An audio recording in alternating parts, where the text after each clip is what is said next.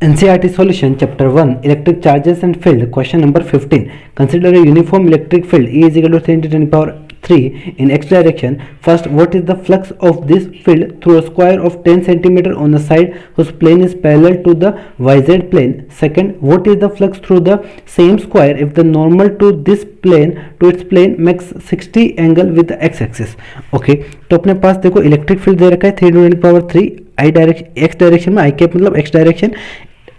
एक स्क्वायर है जिसका साइड अपने को दे रखा है 10 सेंटीमीटर, यानी कि अगर उसका एरिया देखें तो वो कितना आएगा 10 सेंटीमीटर को अपन 10 की पावर -2 लिख सकते हैं, तो ये एरिया आएगा 100 इंटू 10 की पावर -4 मीटर स्क्वायर। ये एरिया है किसका, आपका साइड का, एक साइड का एरिया है स्क्वायर की। ओके, स्क्वायर के साइड का एरिया आ गया अपने पास। अब अपने को पूछा क्या है कि फ्लक्स कितना होगा अगर आपका जो स्क्वायर है वो XZ प्लेन के अंदर है। देखो ये आपका x डायरेक्शन है, ठीक है, ये आपका x डायरेक्शन है फ्रॉम लेफ्ट टू राइट, ठीक है, ये आपका x डायरेक्शन है। ओके, अब जैसे मान लो ये मैंने कार्टेशियन सिस्टम बनाया, ये मैंने x बनाया, ये y बनाया, तो ये z है, z आपका ऊपर की तरफ है, ठीक है, z ऊपर की तरफ है। तो जैसे ये मैं x z की बात करता हूँ तो सॉरी y z, तो आपका y इधर है और z इधर है, तो ये मैं एक स्क्वायर ले लेता हूँ, ठीक है, जिसमें ये आपका क्या है y की तरफ है, y की तरफ है और ये z की तरफ है। अब ये जो आपका फील्ड आ रहा है इलेक्ट्रिक फील्ड वो x डायरेक्शन में आ रहा है और आपने क्या किया, ये YZ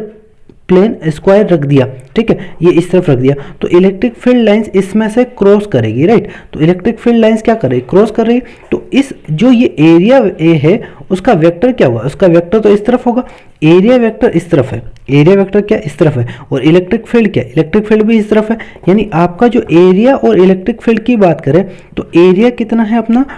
10 की पावर -2, ये 10 की पावर 2, 10 की पावर -4, तो 10 की पावर -2 किस तरफ है, आई कैप की तरफ है। एरिया भी, एरिया आप कैसे, ये एरिया है तो एरिया वेक्टर भी ऐसे लेते हैं अपन, ठीक है, तो जो प्लेन है उसके परपेंडिकुलर, तो एरिया इस तरफ है, एरिया आपका इस तरफ है। ओके, और आपका इलेक्ट्रिक फील्ड है वो भी आपका सेम डायरेक्शन में, ठीक है, किस डायरेक्शन के अंदर है,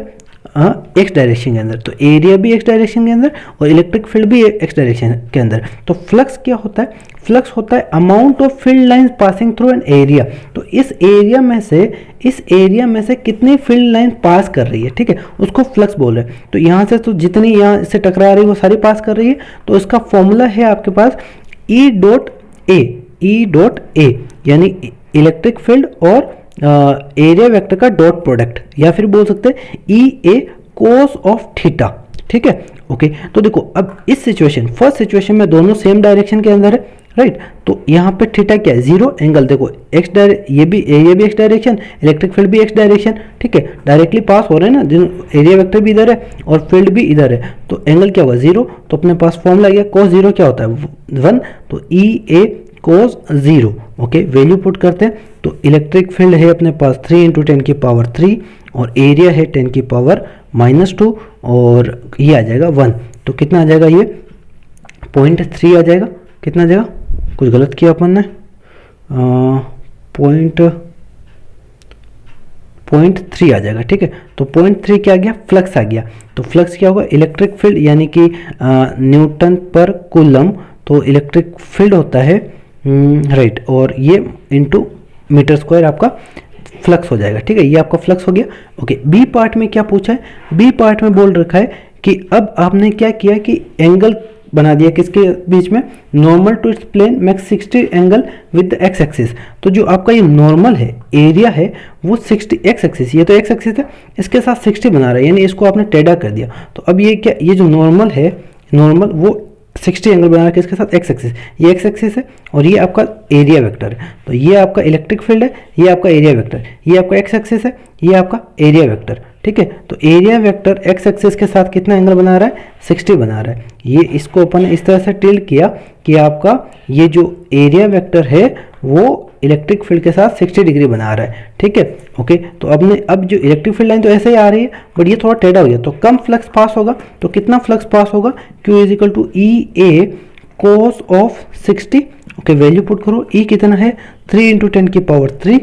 और एरिया कितना, एरिया 10 की पावर -2